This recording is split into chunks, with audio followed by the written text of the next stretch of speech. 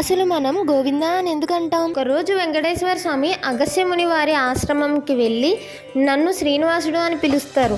మీ ఆశ్రమంలో చాలా గోవులు ఉన్నాయంట కదా, నాకు ఒక గోవుని ఇవ్వగలరా అని అడుగుతారు.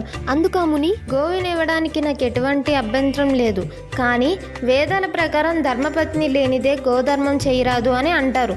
కాబట్టి మీరు మీ భార్యను తీసుకొని రండి అంటాడు. అలానే అని చెప్పి వెంకటేశ్వర స్వామి వెనక్కి వెళ్ళిపోతారు. సతీమణి పద్మావతితో మళ్ళీ వస్తారు. కానీ ముని ఆశ్రమంలో ఉండరు. తన శిష్యులు ఉంటారు. శ్రీనివాసులు ఇలా అంటారు, మీ గురువు గారు గోవునిస్తానని మాటిచ్చారు. అతను నన్ను నా సతీమణితో రమ్మన్నారు. ఇదిగో నా భార్య పద్మావతి. శిష్యులు మా గురువు గారు లేనిదే గోవు ఇవ్వడం కుదరదు అని అంటారు. దానితో వెంకటేశ్వర స్వామి కోపంతో తన కొండ వైపు గబగబా వెళ్ళిపోతారు. కొద్దిసేపట్లోనే వచ్చిన ఆ ముని, ఆ విషయం తెలుసుకున్న ఆ ముని గోవుని తీసుకొని వెంటనే వెంకటేశ్వర స్వామి వెనకాల, స్వామి గోవు ఇందా అంటాడు. గోవు అంటే ఆవు, ఇందా అంటే ఇదిగో అని అర్థం. అందుకే గోవిందా అంటాం.